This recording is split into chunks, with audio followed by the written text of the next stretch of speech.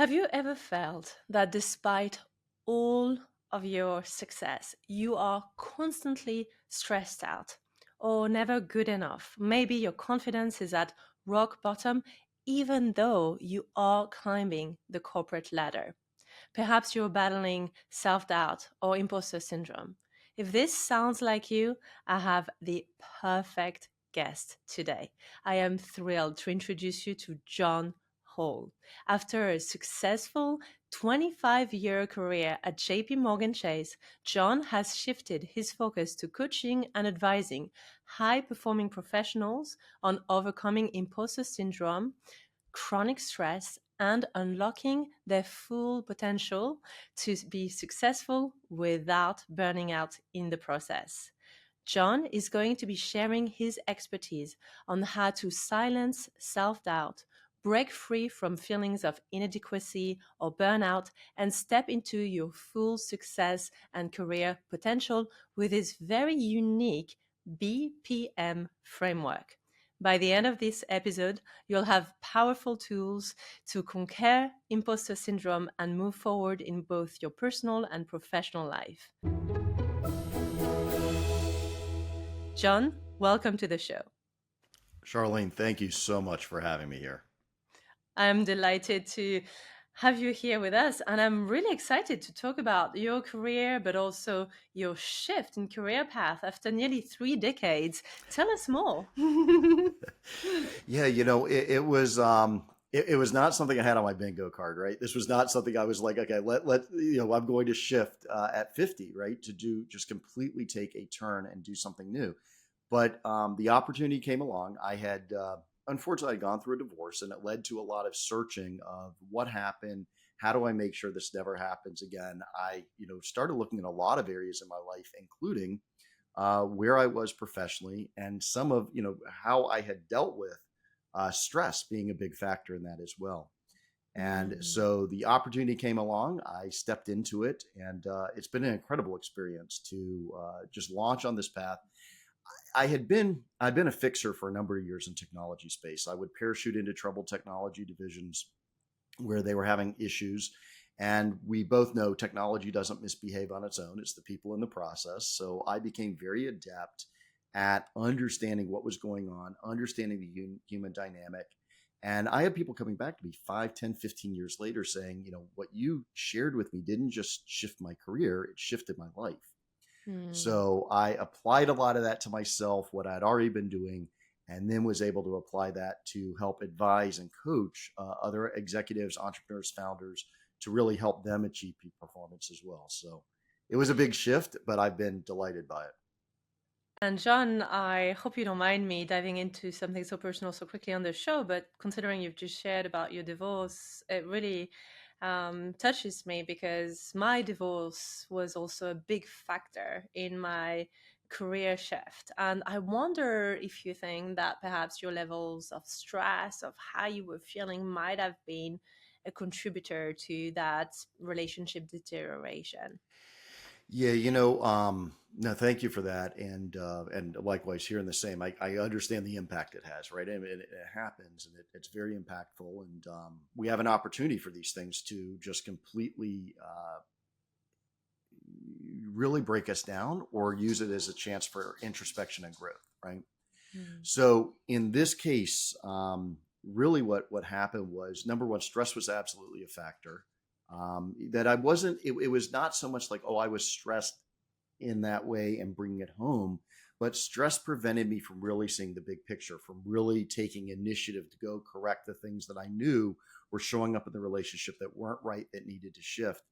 But this is why I share so much with my clients that I don't. I really have some complaints around the term work-life balance, because Mm. it sounds like there's this scale in front of us, and we're going to put X amount of bricks on the work side and X amount of bricks on the life side, and they balance out.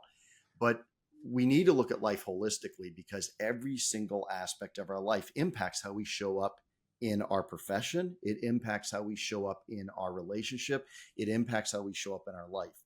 And when we mislead ourselves to think, oh, this is just a little bucket and I'm just going to go work in this bucket and leave everything else in the other bucket, we don't understand how we actually work, or how our psychology works, how our somatic, our body experience works. We're really fooling ourselves to think these are all little buckets and we'll just put them over here and compartmentalize them and not deal with them until we get into that situation. That was the biggest lesson for me, was understanding how interconnected all of this was. Mm. And how often do you see in your current line of work or your previous line of work really seasoned professional, very accomplished, very successful, have a decline in their overall sense of self and self-esteem and confidence? In other words, although they're getting more and more successful on papers, they're actually getting less and less confident. Well, this is actually why I have on my site a course on overcoming imposter syndrome, because this is a big part of it. And there's two things I want to touch on. I mean, first off, the fact that if you are becoming less confident, and it's because you've taken a new position or you've grown into a bigger role, as you say, you're expanding, but now the self doubts are coming in. Well, the first off is to actually see it as a gift, because there's a lot of people that never feel that way because they never take it, they never take a chance. They never go and grow. They never take something larger. They get comfortable and they stay in the comfort zone. So the fact that you're feeling uncomfortable is great, because you can view this as a growth opportunity, as opposed to, okay, all this is wrong and I need to fix it. No, it's actually a great opportunity for growth. The second part is understanding, and this is where I see so many executives fall into this situation. And so I want to just explain a little bit of that background. So we often get into growth and we think of it as a willpower initiative, right? Especially in the West, we're taught, okay, it's willpower. I'm just going to go make this happen. I'm going to make success happen. I'm going to go achieve. I'm going to conquer. I'm going to fight. Like, it is this energy of overcoming is what we get into. And it is really willpower. It's, I'm going to make this happen and I'm going to achieve it. And there's a fantastic dynamic to that a lot of times, but it can start to break down if we don't address the underpinnings, which is our identity. And there were some scientific studies that were done around this that were fascinating. And they looked specifically, the one study I remember was based on dieting. And they looked at people and they offered them chocolate cake. And the people that were dieting, they offered them chocolate cake. And the willpower response was, no, I can't have cake. Right? I can't have cake. You can feel the willpower in that, right? Like, I am not eating cake. I can't have cake. I'm not going to do that. And then the other was based on identity, which was where they said, I don't eat chocolate cake. I eat healthy, right? So one was, I'm going to use my willpower to resist something. And the other was, I'm going to use my identity and lean into my identity. And the difference between the will-based power and the identity-based power is a 50% success rate based on identity over willpower alone. So think about if I walked into any business and said, I can make you 50% more successful, right? I mean, that's unbelievable to say I can give you 50% increase in achieving this goal. But that is the difference between a willpower, pure willpower, which too often, especially as type A personalities, we can fall into that trap of pure willpower. But then we're losing, first off, we're losing the power of a identity-based belief, but we're also having to fight our identity a lot of times if we aren't doing that underpinning work to shift our identity in this space. And what can that identity shift look like and feel like? Is there part of almost setting different values, or is it a mantra, something that we believe in, such as I am successful and healthy, I am successful and confident? Can you give us some concrete example of how the identity piece can be transformative? Yeah, absolutely. Well, to start is really the underpinning of understanding us as humans, right? Because we a lot of times, and I believe this, especially coming from technology, right? We're trained to use our mind. That is where we believe that's what we're compensated for, is to use our mind. So we like to believe that we're logical beings that sometimes have emotions. And the reality is that we are emotional beings that sometimes have logic. And so we need to understand first off what's driving us, because it is not, I use the image of an iceberg to illustrate this a lot of times, right? You look at an iceberg that there's this little bit above the water, and maybe there's a ship. I have one that happens to have a ship next to it that's about the same size. And so we kind of think, well, we're in our mind and we just set our direction and we achieve that goal. And that's the way we're going to go. And we neglect the 90% of the iceberg that's under the surface, right? That's our identity, our beliefs, our subconscious patterns that we've built up over time. It's a lot of getting hung up. It's a lot of why we get hung up on the past or we get anxious about the future, right? So a big part is understanding what's underneath. And I use breath. This is literally why I developed the BPM framework, is to be able to get into that more unconscious patterning that's driving us. So I use breath specifically three ways. I use it tactically when you're in a situation to regain control, to recenter, right? When you're starting to feel that pull one way or another. I use breath strategically, which is building up your ability to handle a chaos. You're expanding your window of tolerance, which allows you to handle more chaos, more adversity, to avoid decision fatigue, right? Which is a big factor for a lot of us in key decision-making skills. And the final part then is using breath, what I call it, to shift limiting beliefs, to get down into that operating system of who we are and pull apart, as you described it, right? It's these beliefs that we have that just simply aren't true and are holding us back and preventing us from stepping into a larger role, a bigger position, more responsibility or authority. What are some of the most common negative beliefs that high achieving type A professionals hold? It's difficult. This is more of a case study example, right? But I'll give you a case study, give an example of one, right? So I was working with an entrepreneur who had started a high-end real estate vacation company. And he had built this company up, was about to go public prior to COVID. And then COVID came, right? Which just completely decimated this industry. And so he was scrambling to keep the company afloat, to restructure everything, and then come back afterwards. And he rebuilt very successfully afterwards, but he had this nagging belief that he should have been further along, right? I should be much further along by now. I should have gone public by now. I should be much more advanced than the position I'm currently in.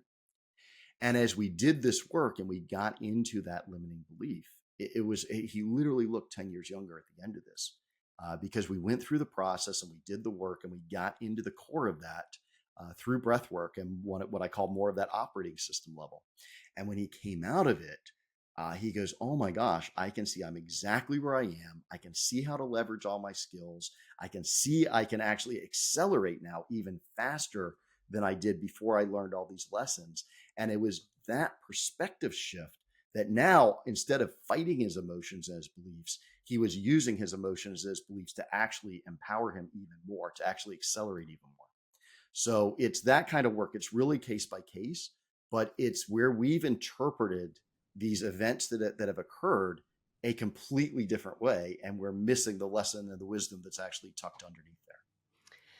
And do you think there's something to be said as well about holding a belief that can be transformative around believing that stress is good for you? And what I mean by that is I've noticed that with professionals that perceive stress as the enemy, they actually are overall more anxious, that the same level of pressure applied to another professional who actually believes that that dose of stress is good for them, right? So same Right. stressors, same stress level, but the only difference is a shift in perception and belief around whether or not that stress is good for them.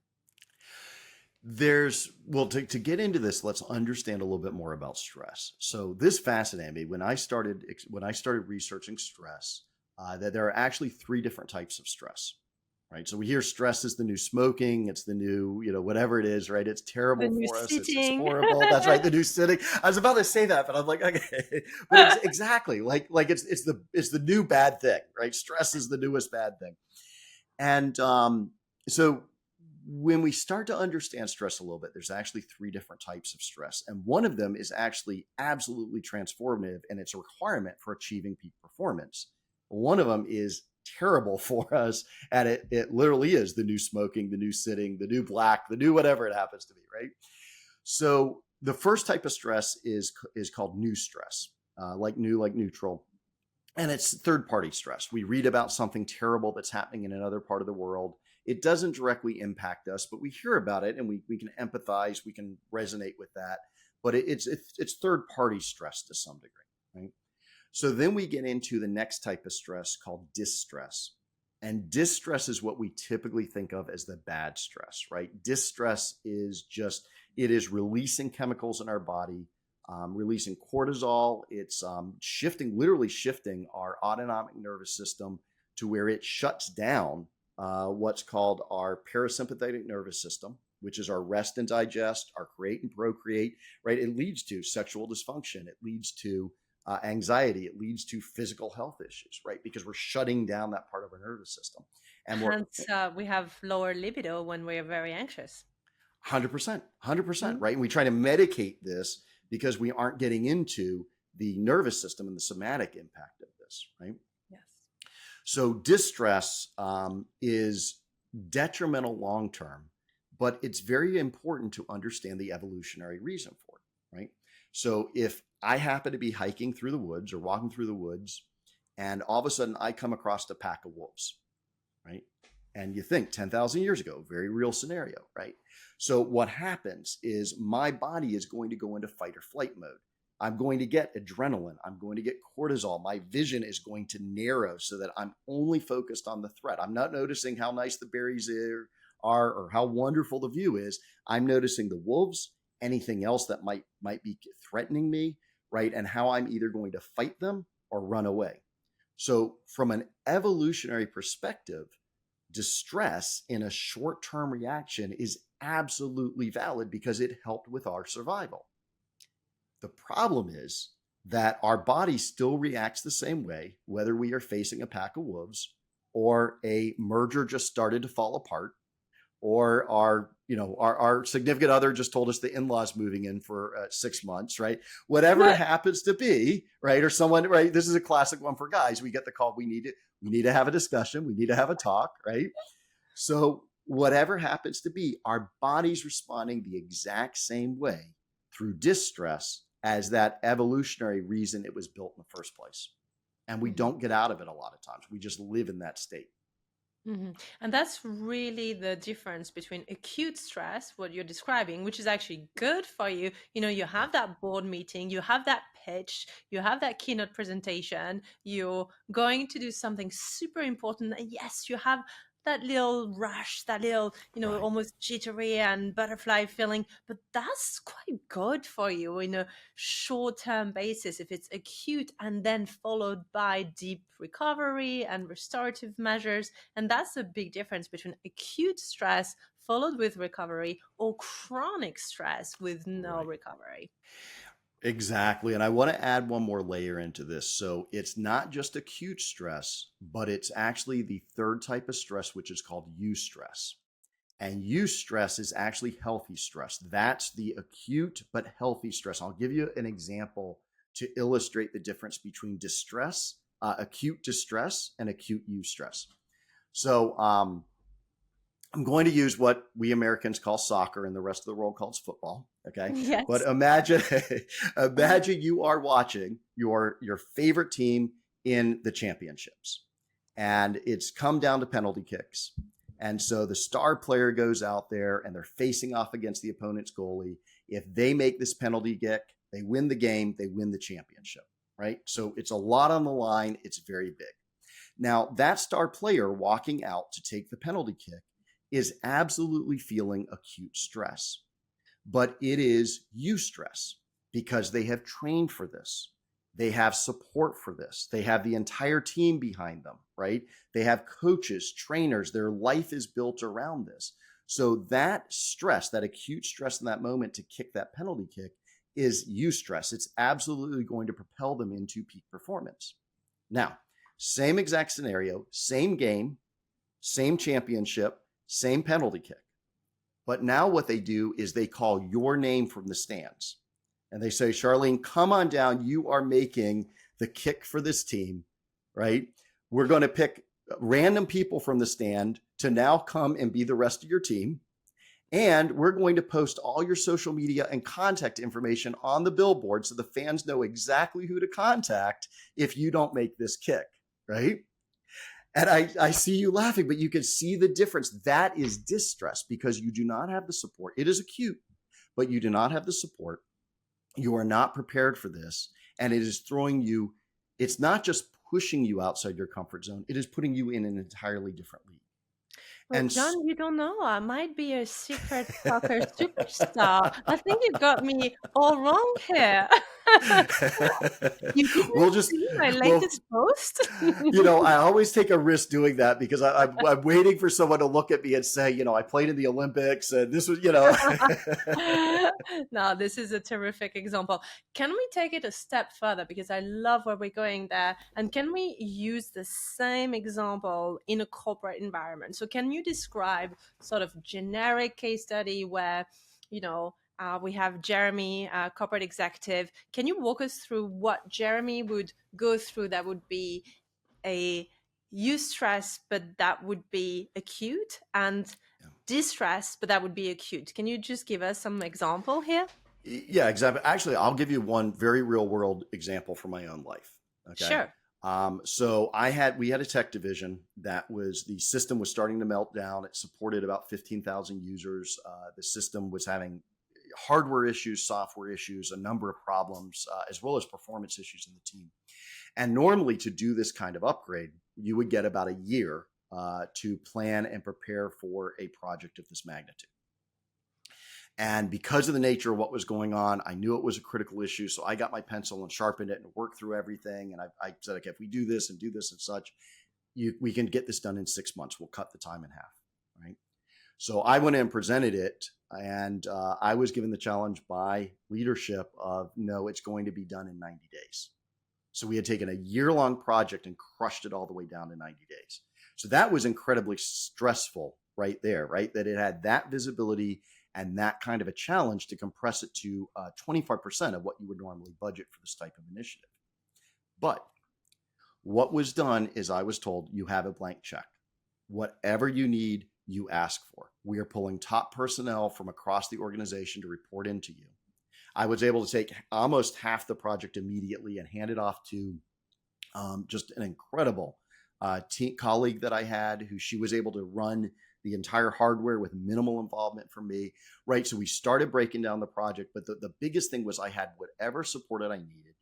I had an open door that I could just at any moment, I could say, these things need to be addressed. And within hours, they were being addressed, right? Everything was set up to make this project a success. I had volunteered for the project, right?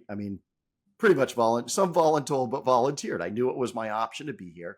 The rest of the team members that came over were volunteered as well. They knew what we were doing. We had a common vision. We were aligned, right? There's about 12 or 13 steps that I go through that are all aligned with peak performance. And we were able to use this very specifically. It became eustress at that moment. We were in this we got it accomplished, and I think it was 93 days because we had to find a longer weekend to do the conversion. And I was literally, this is the day before cell phone. I was literally had multiple batteries for my cordless phone, and I was just swapping them out, working from home because it gave me a few extra hours every day. But it was absolutely eustress because of the way that the support had been set up.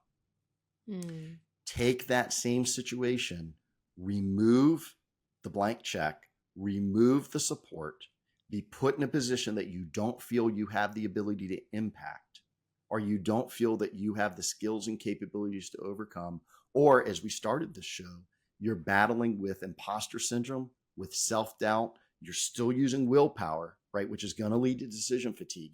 Scientifically, they know exactly willpower and decision fatigue, how they're aligned. And you are inviting distress at that moment because you have not set up the internal and external factors to take that same stressful situation and convert it from distress to eustress. That's super interesting.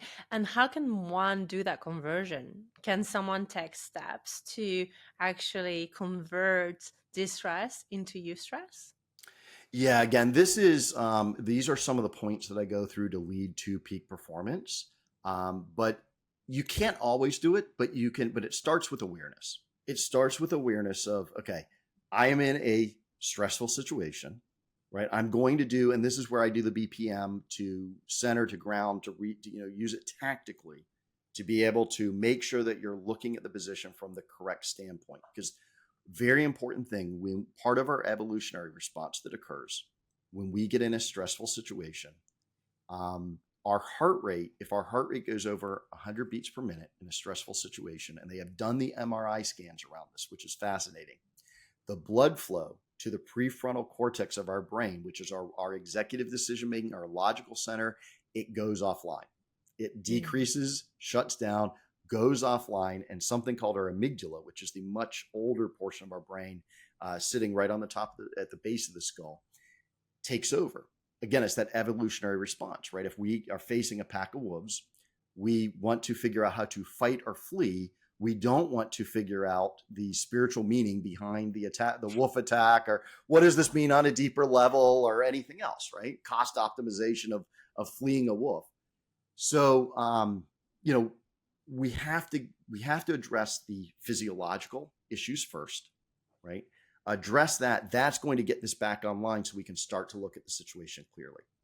Now, once we look at the situation clearly, we can look at options. We can look at alternatives.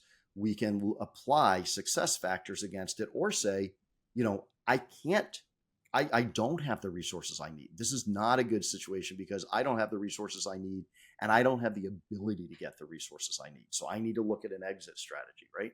But it starts to bring alternatives online by addressing the somatic response first, right? And then being able to use our mind to address the situation. And I think very often, especially true, I believe, in the intense, high pressured, very intellectual, professional service provider domains, we tend to think so much with our head. I've noticed quite a lot of disconnect between the head and the body. And I can speak from experience here. I was so in my head as a former attorney that very often I thought I could push through the boundaries by just intellectualizing everything. Yeah, I feel exhausted, I feel stressed out, I feel anxious, but that's okay. I can disconnect that body. That body's just sat down yet there. It's almost like an instrument, right? And I can self-direct and push harder and focus more and do more work, but it doesn't work like that. Your mind and your body, they're not disconnected. Otherwise, you get in big troubles. But Yeah. do you see that as well? Can you tell us more about this Yeah. disconnect, John? I had a very personal experience related to this. I went to give a speech when in front of about 400 people in an auditorium, and I did not know at the time that I was pre-diabetic. So if I get a lot of sugar followed by a lot of stress, my insulin level will spike, and I didn't know this at the time. So right before the speech, I thought it would be a brilliant idea to have a smoothie because smoothies are healthy, not thinking it was just a pure sugar boost going into my system. So I spoke up to speak. I went to the podium to speak in front of these people, and I could feel myself just not feeling well. And I'm like, okay, I'm going to grip the podium tight. I'm going to power my way through this. I am absolutely going to deliver this speech, and it's not going to make an impact. I got about 3 words out of my mouth, and all of a sudden I'm looking up with paramedics over me. I had passed out, crumbled, hit the ground, and was just out for 10 minutes while they called paramedics to come in and help me. And I learned very firsthand the impact of stress. Right now, in my case, it was some underpinnings of the insulin response, but it was absolutely triggered by stress, which is one of the things that I learned to start learning more about stress and learning how to address this and combat this. And we don't have to actually pass out to have an impact of stress on our life, right? It can show up in long-term health effects. It can show up in reduced decision abilities. It shows up in the way that we show up the moment we leave the workspace, right? That we don't really compartmentalize these things, but it shows up in our relationships, in our own enjoyment outside of the workspace, right? So you're spot on with that observation. And it can also alter our behaviors to the point where we engage in a behavior that we then reflect on at night and feel pretty bad about. Here I'm thinking specifically about the number of clients that I have that would call me in a coaching session and quite embarrassed to say to me, I snapped at my children tonight. I love Yeah. them to death, but I got home, I got exhausted, I had nothing left in the tank, and they came to me and I just snapped, and I'm mortified at the way that I behaved. Or I snapped at a colleague and actually really didn't show my best leadership side. Yeah. Or I snapped at my wife, my husband, my friend. How often do you see that? And can you tell us more about the connection between this heightened stress, unmanaged anxiety, and tendency to alter our tone, behavior, and Yeah. interactions with others? So I'll share the science behind it. Okay. Please. I'll share the science behind it. So there was a study done of judges, and they looked at judges that were issuing parole, and they did an analysis of how often they denied parole, which was just a safer, easier decision to deny parole, and how many times they granted parole. And what they found is that the rate of denying parole, taking the more default decision, peaked right before lunch. Okay. Trained judges do this professionally, right? This is their job. And they are denying parole. If your case happens to come up right before, right, your review happens to come up right before lunch, they're going to be more likely to deny parole than to grant parole. Granting parole happened earlier in the morning or after a short break after lunch, right? The number of paroles granted tended to rise. And what they found is that there's basically there's a limited, they believe it might be glucose. There's some different studies still trying to find it. But basically we have a reserve in our mind that allows us to make decisions and also allows us to use willpower. And those two are directly related. So as we make a lot of decisions, it depletes our ability to use our willpower to overcome a situation. That's why we tend to make poor choices when we are feeling really burnt out from decision fatigue after a long day of work or very stressful decisions, right? And vice versa. If we are using a lot of willpower to overcome something, this is why, if you go visit, if family holidays happen to bring out a lot of willpower, I can't say this thing to this person, right? We don't feel like really making a lot of decisions, and we don't make decisions very effectively afterwards. So that's the science, the correlation between it. So understanding this and then understanding how we can use a identity-based, right? Reducing, again, we talked about using identity-based beliefs to reduce the amount of willpower that we have to use, right? Leaves more in the tank for decisions, but then also understanding what we can do to re-energize, right? And one of the big things I work with clients on a lot of the times are transition rituals. So when they leave work, there's a transition ritual that we'll introduce, and it can be very simple, very effective. It's just a mindfulness practice or a visualization technique, but that allows them to close out, shift, and tap into a different energy reserve. So when they're coming home, it's not showing up in the ways that they regret. And what happens if that person continues to work after? So typically I'm thinking about, a busy mom, a busy dad who would have that transition of logging off and leaving their office and then want to come home to put their kids to bed, but then they log back in and now it's 11 till 1 a.m. because they have to catch up on all their emails for the next day. Where do they do the transition then? Well, this is really more of the macro level of what's requiring those engagements to go back in afterwards, right? And we're always going to have it. Look, if you've ever been in an executive position or an entrepreneur or founder, you are always having to learn the flexibility and fluidity in your life. But when it becomes a recurrent pattern, right, you want to bring some awareness to that to go, well, what's leading to that constant, right? Is there delegate, right? It becomes practical things. Is there delegation that occurs, right? Is there reasons that you don't feel safe handing it off? Is it a team issue, right? There's a number of explorations that you can do in that case. You're always going to get pulled in at some point to go back into that. But the difference is making it a mindful decision to open up the laptop and go back into that space than just a default where there's no awareness around it. And it's just a pattern that you're caught in. And it's leading to a poor quality of life, more stress, more anxiety, or whatever coming out of that.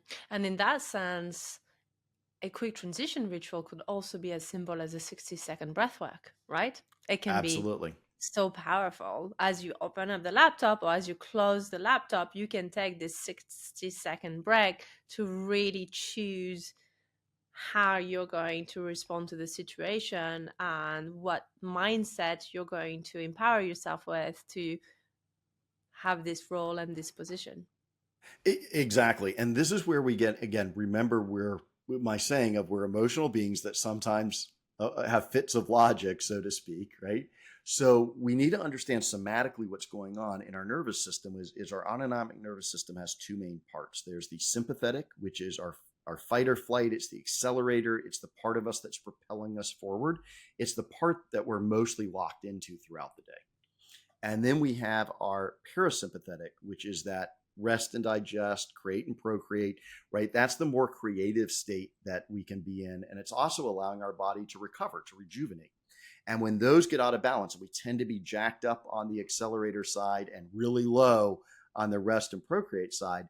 Several things start to happen, right? Number one is our body just gets used to feeling jacked up on the accelerator all the time. So it feels unnatural for us to be outside of it. We also are not getting able to recuperate, right? So that's why the moment that it's almost like it just catches up with us and we crash, as opposed to being able to be on a more sustainable level. But the third part that's a real eye opener for for clients that I work with, is that you're losing your creativity. And what happens is you get in a position of simply trading time for money, as opposed to where we're really compensated is trading creativity for money. And so when we start to impact the part of our nervous system that allows for creativity to occur, we are just trapping ourselves on that hamster wheel, right? So again, using the breath work as a way to readjust that nervous system, reset that nervous system, allows us to tap back into the creativity and allows us to then get into what led us to this success in the first place. And what are some of your favorite modalities to readjust this nervous system with your breath? So let's walk through one right now with Yes, all your let's listeners. do it. All right. So the first thing that when I built the BPM framework, it was the acronym actually came to me. BPM is beats per minute, like your heartbeat. And I was reflecting on that, and then it kind of aligned up with breath, physiology, and mindset. And so I'm going to walk through this using breath, physiology, and mindset in a very practical way when you are in a high stress situation. And that's going to start with learning a different way to breathe. And I'm certain people will be like, what the heck? I've been breathing all my life. I know I've been doing it because I'm still listening to you. So why do I need to learn a different way to breathe? But we start our life mostly belly breathing, right? Which is a diaphragmatic breath, and we learn to chest breathe. So here's the way to just check real quick. If you just take a seat, put a hand on your chest and a hand on your belly, and just take a nice deep breath in. Then exhale out, and make a note, what hand moved more? Was it your chest hand or your belly hand? Was my belly. Belly. But that's only fantastic. because I've spent years training as a breathwork coach. I can tell you which one it was when I was burnt out. It was definitely my chest. I was a master hyperventilator. Exactly. And that, so, understanding again the physiology. When we're breathing into our chest, and most people that I work with, it's their chest. And most listeners on Imagine, it's the chest, right? If you haven't done the training, Charlène, as you do, you're going to have defaulted to your chest over your life. And what your chest does is chest breathing is just continuing to activate the sympathetic, the accelerator. So what we want to do is we want to shift that breath to the belly. So I'm just going to ask everyone again who's listening, just put your hand on your chest, your hand on your belly. And this time you're going to focus breathing in through your nose. You're going to focus on a nice deep breath into your belly, making that belly hand move. And And then a nice long exhale through the mouth.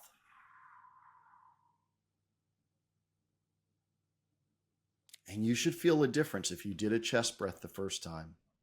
You should absolutely feel a difference in that.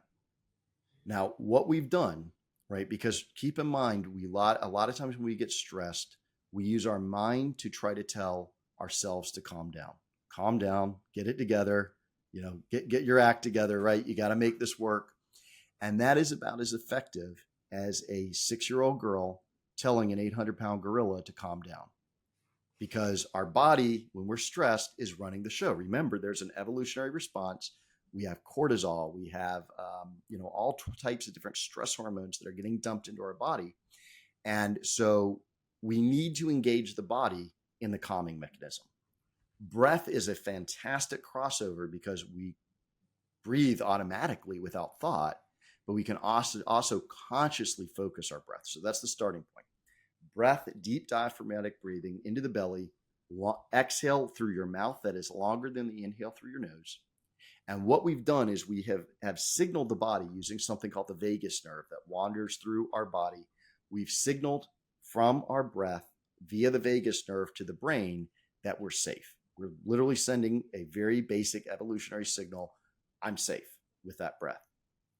So now what we're going to do is we're going to double down on that with physiology. So there's some fantastic studies out there. One of the ones that I'd love to share is in the UK.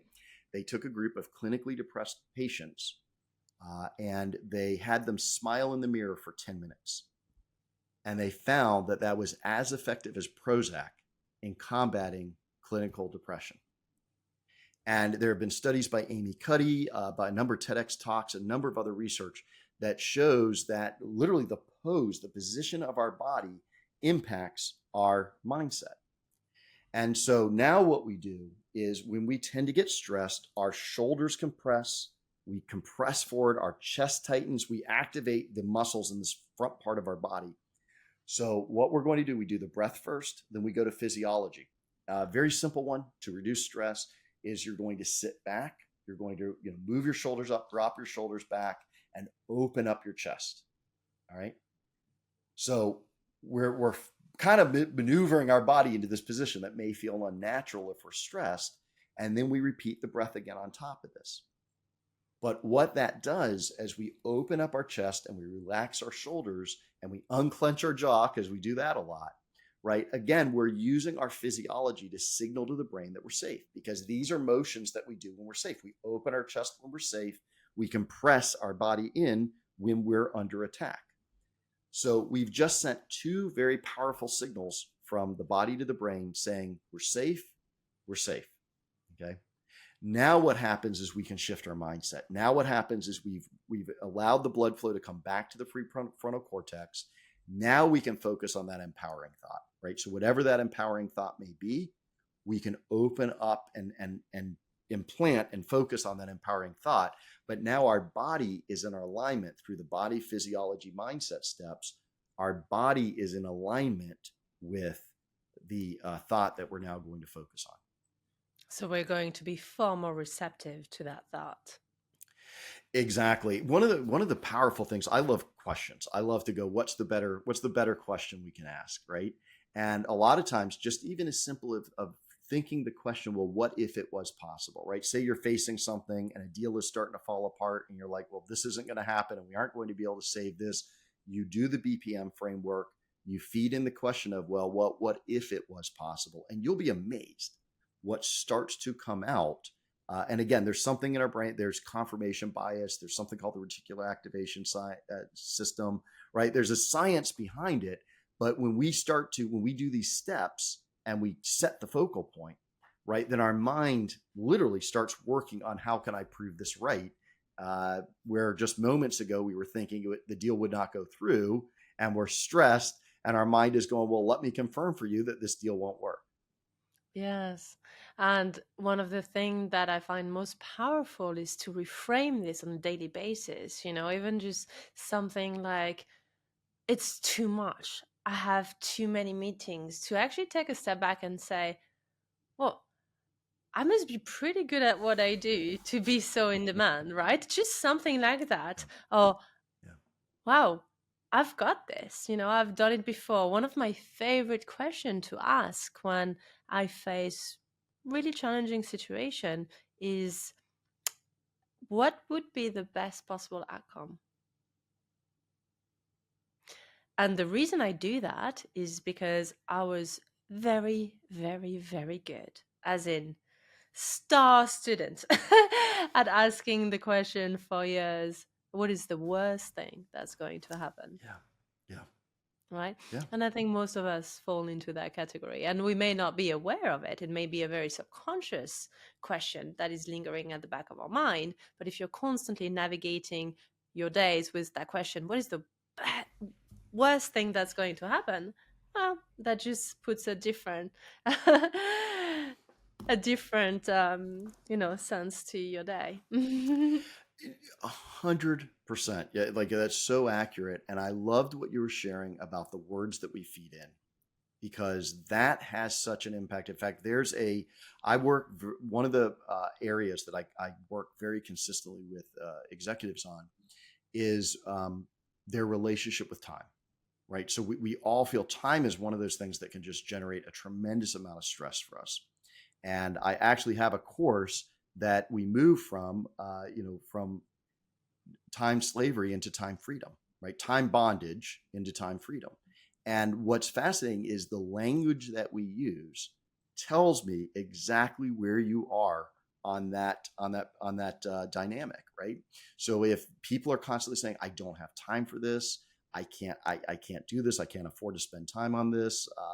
I don't have enough time, right? That language is feeding out exactly where they are in that relationship, right? And then we move to time investment, right? There's different steps that we take, but you can see the language shift of, oh, I'll make an invest. I'm willing to invest my time in that. I'm willing to, I'll adjust my schedule to make an investment in that, to where you literally can see yourself. You can move to the state with your languaging and with shifting the underpinning beliefs and some other tactical tools that now you're able to generate a lot more time through your team, your structure, your process, the way that you actually align your day. You're able to generate and take advantage of way more time than you had in the past and break free of that bondage that you had.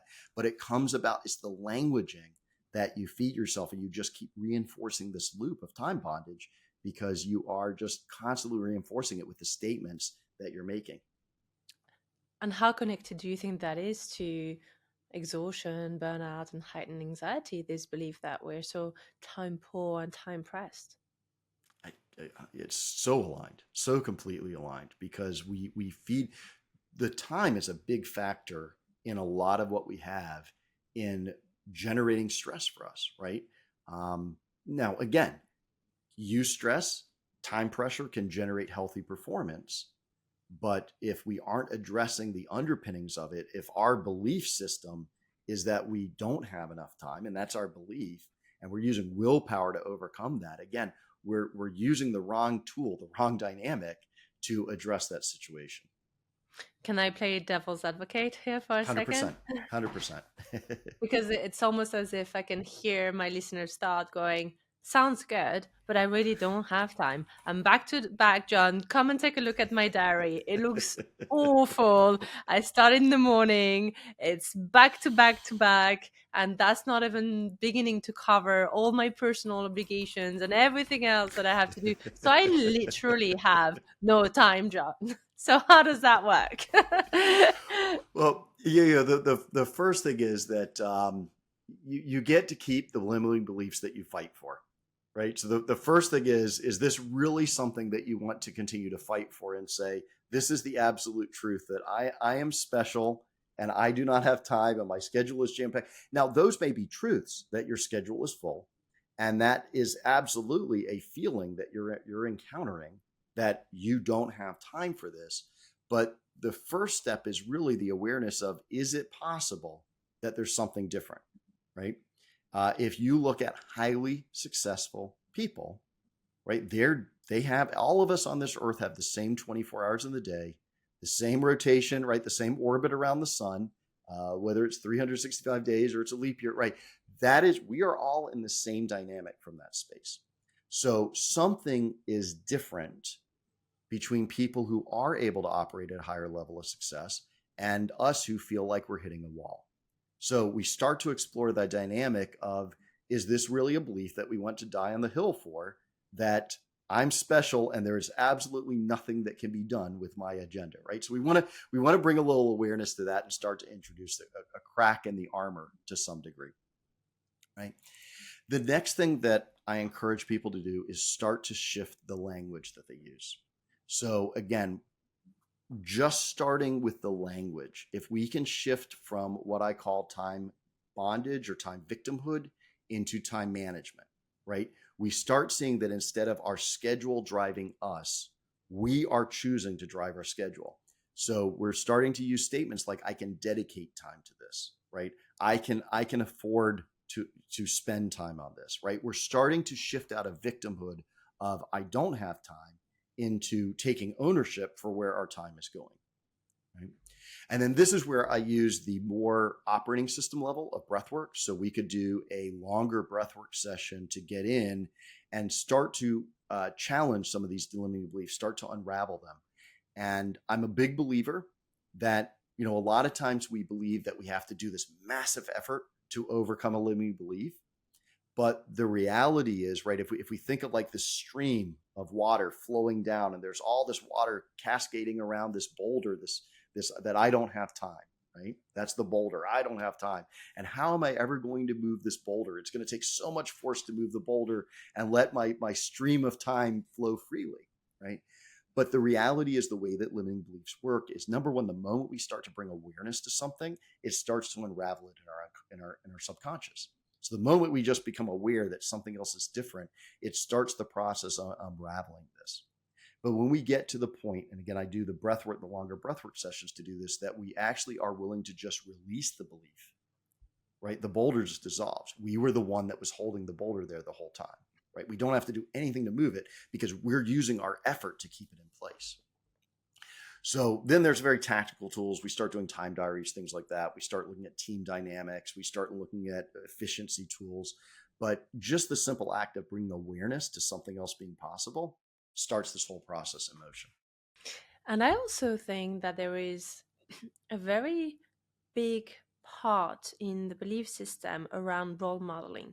If you adopt the belief that somebody else has done it, particularly somebody else whose success you want to emulate and somebody who really inspires you, whether they're in your close circle of proximity or whether there's someone that is, known by name and someone you've never met in person, but you know of them, I think that's very empowering. I use role modeling a lot, particularly in my coaching intervention and also in clinical hypnotherapy. You can use a certain level of role modeling. And it's so interesting to see how role modeling and adopting the belief that that particular set of behavior is within reach, if not done by you, by somebody else like you, can be so powerful. What are your thoughts, John?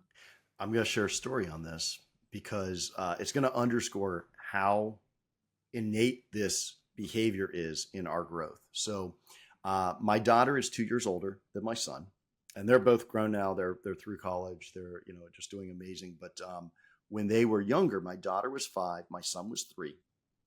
And we noticed that my son was hitting a lot of the developmental markers faster or at earlier age than my daughter had. And we started talking to the pediatrician. We're like, well, we're noticing our son's walking faster. He's reading, he's doing these things faster. He's sorting the color blocks faster, right? He's doing these things faster and in an earlier age than his sister. And, is there, what's going on? And he said, the reason is your daughter was looking at you and you were telling her she could do this, but you're like a completely different species than her. You're like the parent, the adult, you're much older. Like you're totally, you're encouraging her, but she's having to figure this out on her own. But your son is seeing her do it. And she's only 2 years older. And he goes, she's like me. So if she can walk, I can walk. If she can sort blocks, I can sort blocks. If she can read, I can read.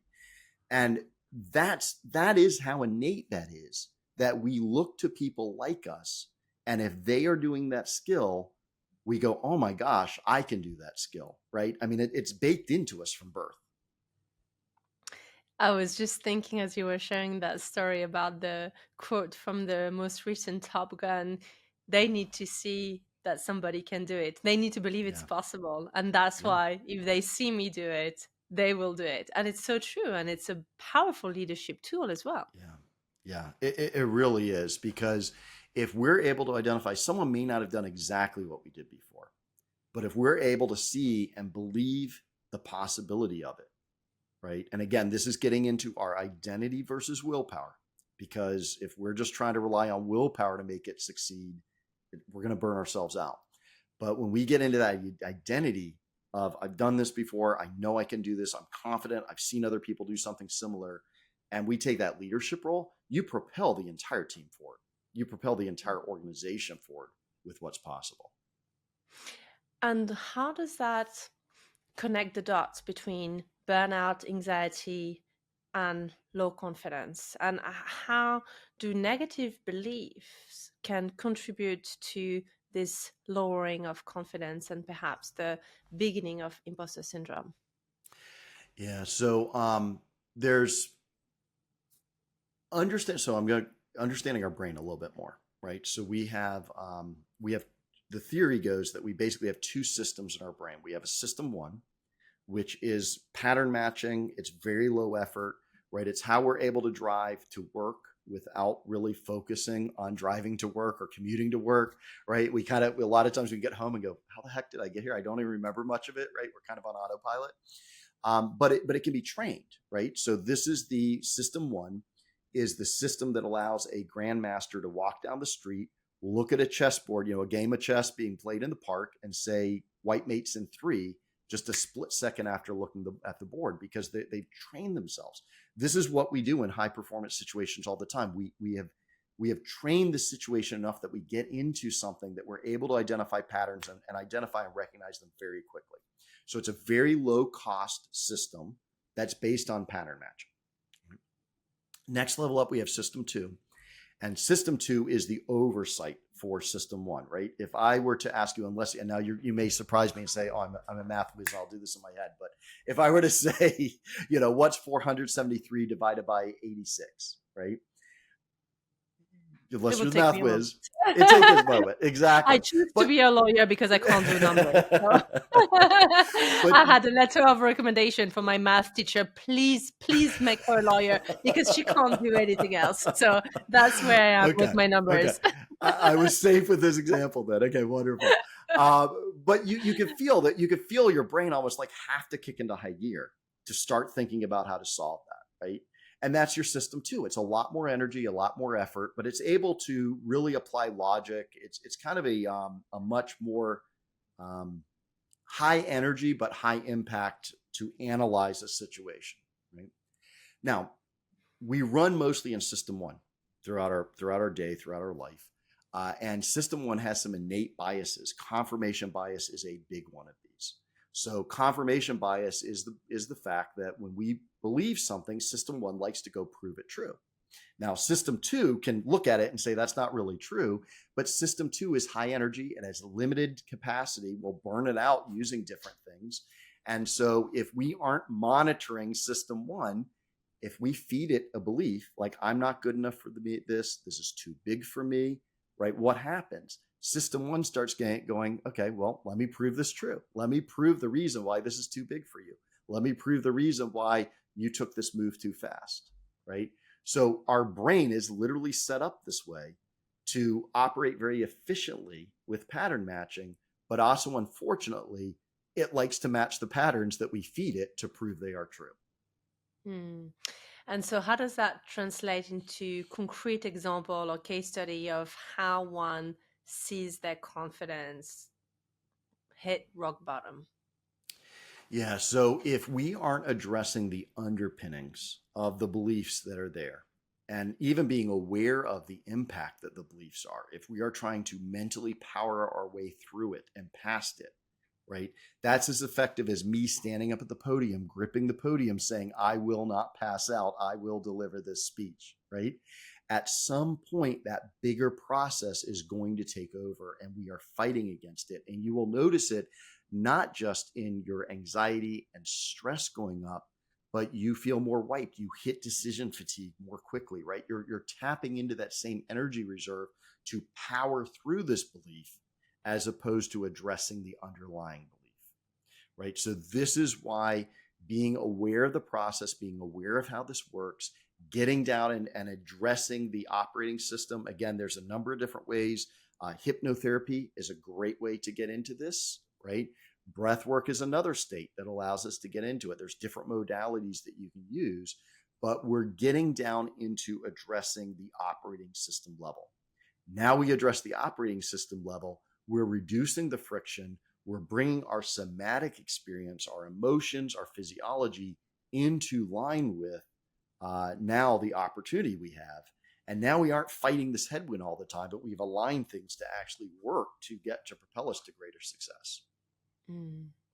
And I really like this BPM framework because as you're speaking, I'm noticing that I use those tools from learn experience and from coaching as well in a sequential order to reach peak performance in different domains. So I was just thinking about two completely different domains about how my sequencing is quite similar. So recently I completed a marathon and Okay. I did really do my very best to minimize my amount of mouth breathing because that's Yeah. not Yeah. an optimal way to Yeah. breathe, and to really focus on nasal breathing. So really focusing on that breath.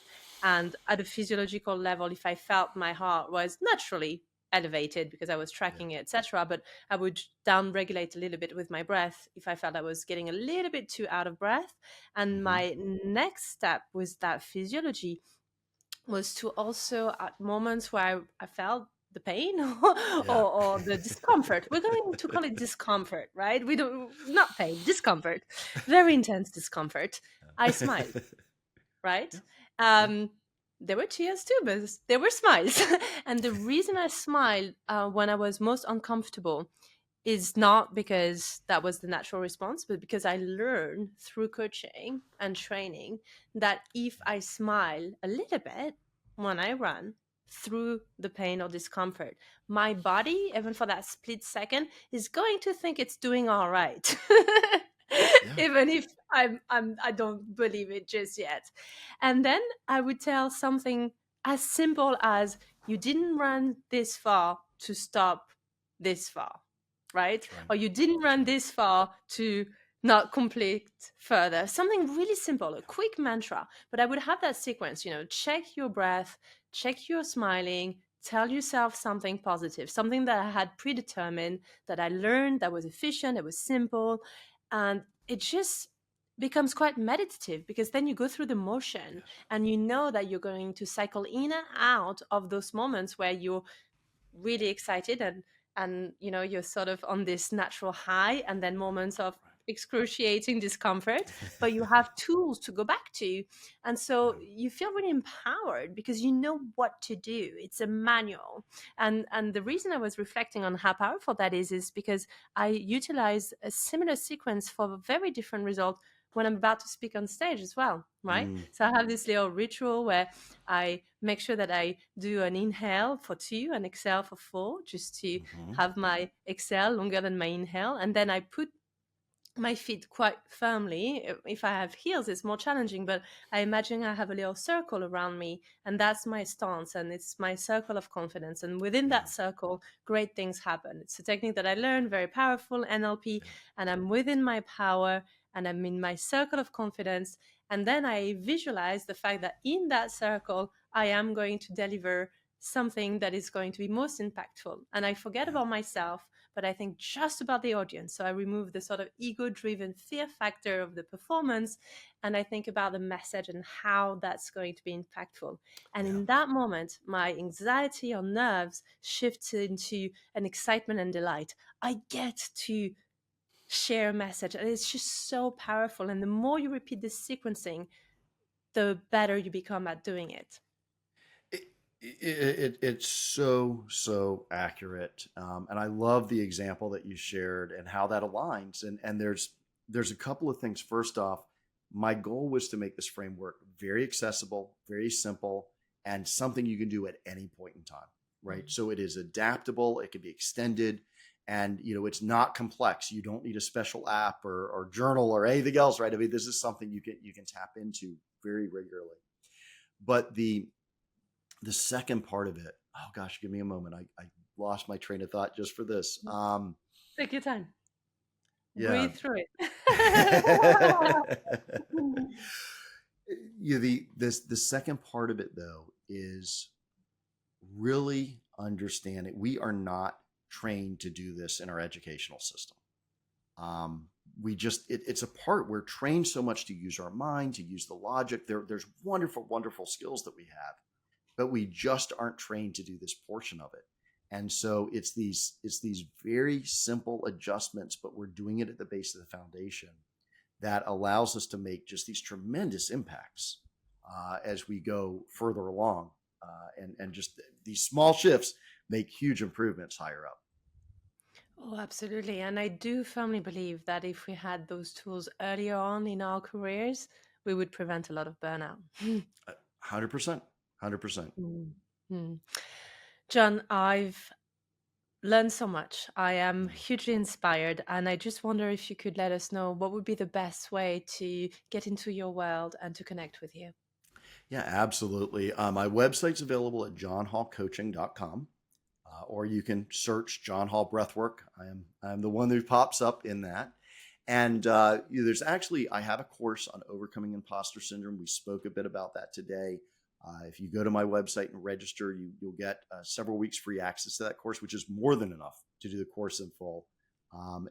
So that's my gift to anyone who wants to explore this a bit more, understand a bit more. You can go to johnhallcoaching.com and find more. Thank you, John. We really appreciate that gift, and I'm sure it will empower us to continue to BPM our way through success. Charlène, thank you so much for having me as a guest today. Thank you, John. Take care. Thank you for spending your time with me today and listening to this episode. Remember to subscribe so that you can receive weekly updates. And if today's message resonated with you, please remember to share it with a friend, a colleague, or a loved one who could really benefit from this episode.